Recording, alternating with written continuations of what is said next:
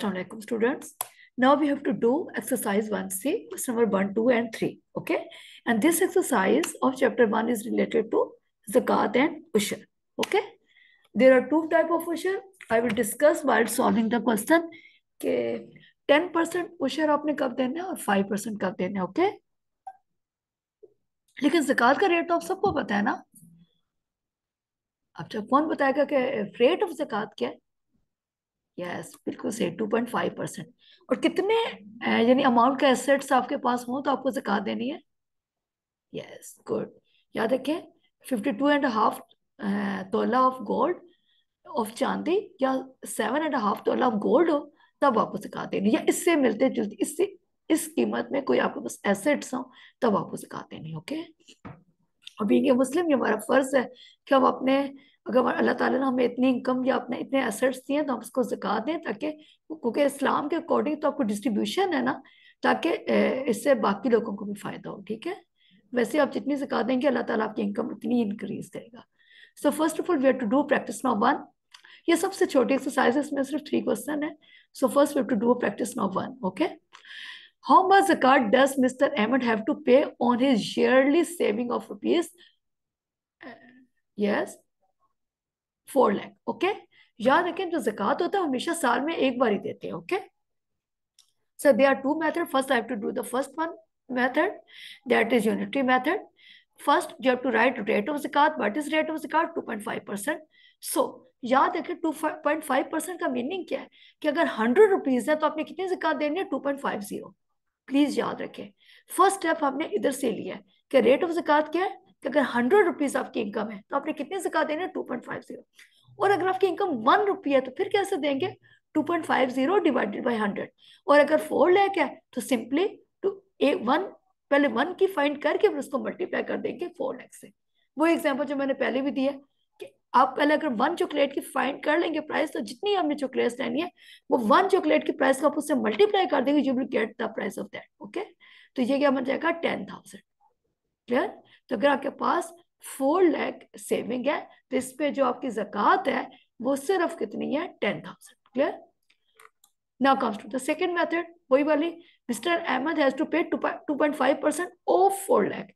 2.5% percent mean out of 100. Of mean in mass. Of mean multiply 4 lakh. Just solve it. 0 will cancel with this 0. Multiply this remaining about 40,000 with this 2.5 and you will get this 10,000. Clear? I think so both methods are very much easier. In exam you can do any one of it. Okay. अब बेटा इधर आ जाए second question में. According to this question they are saying how much ज़कात should he paid और yearly saving of rupees 93,000. बेटा अगर आपके पास, आपको पता है ज़कात का रेट फिक्स होता है. क्या रेट है बेटा ज़कात का? 2.5%. और सेविंग कितनी है 1 ईयर के बाद उसके पास? 93,000. तो आप सिंपल वो सेकेंड मेथड करें, 2.5% ऑफ 93,000 सॉल्व करें और आपके पास क्या आ गया बेटा? 2,325. Okay. Now we move towards question number 3. Actually 1 और 3 are related to zakat. तो पहले हम 1 और 3 करेंगे, फिर हम नंबर 2 करेंगे, वो उशर से रिलेटेड है. ठीक है. They are saying Mr. and Mrs. Javed have, okay, Mr. Javed have assets and what are their value? 250,000. और मिसेज जवेद पर जो ज्वेलरी है उसकी वर्थ क्या है? 180,000.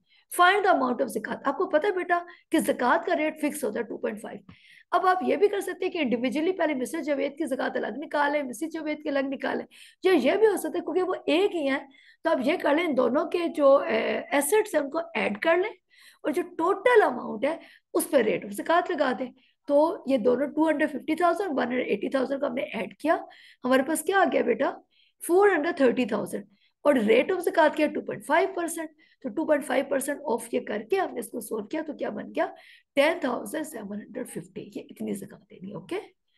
Now we move towards the next. Okay, that is practice now 2.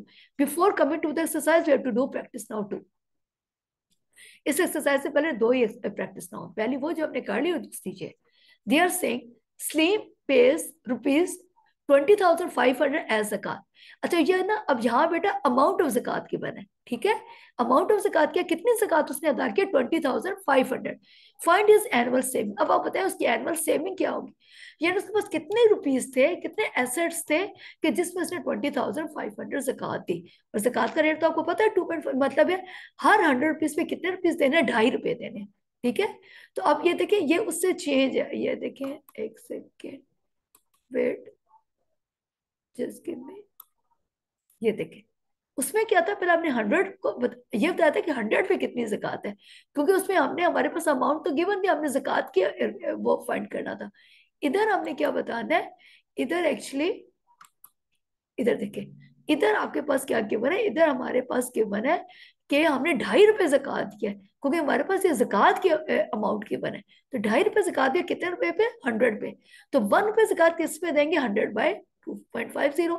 और बताएं 20,500 ये हमने ज़कात दी है, तो उसके पास एनुअल टोटल इनकम क्या होगी। हमने क्या किया, जो उसने 1 रुपये पे ज़कात दी है वो क्या है, 100/2.50। इसको हमने मल्टीप्लाई कर दिया, जो उसकी अमाउंट ऑफ ज़कात है 20,500, सॉल्व किया तो इनकम कितनी है, 8,20,000, यानी 8,20,000 उसने ज़कात दी है। बेटा ये क्लियर हुआ, अगर ज़कात की अमाउंट गिवन हो तो आपने इनकम कैसे फाइंड करनी है। इनकम गिवन हो तो बहुत ईजी, आपको पता है 2.50 को जस्ट मल्टीप्लाई करना है, ये यहाँ आपने यूनिटरी मेथड करना है। Okay, now we comes to the last question of exercise, it is related to Usher. They are saying a farmer paid rupees 47,000 on his crop last year. How much did he sell his crop if his land is irrigated by? बेटा आपको पता है, अगर land natural resources से irrigate करें, उसको सैराब किया जाए, उसको पानी लगाया जाए, जैसे दरिया हो गए, नहरें होगी, इस तरह के, तो उसमें उस केस में उशर का रेट होता है 10%। लेकिन अगर दूसरे सोर्सेज हों, जैसे अगर जैसे कुछ जमीनें होती है वहां कोई कुदरती जराए नहीं होते, तो वो खुद ट्यूबवेल लगा लेते हैं या कोई इस तरह की कुछ करते हैं जो खुद से करते हैं, ठीक है। तो वहां भी ज़कात का उशर का क्या रेट होगा, 5%। ओके, और ये जो आपको पता है उशर, हम ज़कात एक और चीज होती है जो हम अपने एसेट्स पे देते हैं। उशर हमेशा ये जो हमारी पैदावार होती है, ये जो हमारी यानी जैसे जमीनों से या कोई और होते हैं, उस पे हम लोग देते हैं, ठीक है। तो अब आपको पता है कि आपको तो लैंड इरिगेट हो रही है, अगर लैंड को वो पानी दे रहे हैं रिवर से, तो 10% होगा उशर, ठीक है ना। तो 10% क्रॉप सेलिंग की, 10% पे कितने पैसे मिले उसको, 47,000। तो 1% पे क्या मिलेंगे, 47,000, और डिवाइडेड बाय 10। ओके, 100% पे क्या मिलेगा, 47,000 डिवाइडेड बाय 10 मल्टीप्लाई बाय 100। तो टोटल उसकी जो क्रॉप सेलिंग प्राइस है, यानी उसकी टोटल क्रॉप कितने रुपीस पे सेल हुई है, 4,70,000, जिसमें से उसने 47,000 उशर दिए। देखिए ना, 4,70,000 में से सिर्फ कितना उशर दिए, 47,000। क्लियर। अब आ जाए हम सेकेंड पार्ट की तरफ। वो कहता है कि अगर उसकी जमीन, उसको 47,000 ही उसने पे किया, लेकिन उसकी जमीन किस चीज से वो पानी लग रहा है, ट्यूबवेल से, तो अब उशर का रेट क्या हो जाएगा, 5%। सेम वो लिखेंगे, अगर 5% है और उसने 47,000 दिए, तो 1% पे क्या होगा, 47,000/5, और 100 पे क्या होगा परसेंट पे, 47,000/5 मल्टीप्लाई बाय 100। सोल्व करो, कैंसिल करो, तो क्या बन जाएगा, 9,40,000। क्योंकि क्या उशर का रेट कम है, तो मतलब पैदावार ज्यादा सेल हुए, 9,40,000। और उस पर क्या हुई थी, उस पर हमारे पास जब 10% पे थी, 4,70,000। ठीक है, it is for all for today. अब चैप्टर 1 हमने सारा कंप्लीट कर लिया। आई थिंक सब ये क्लियर हो गया होगा आपको।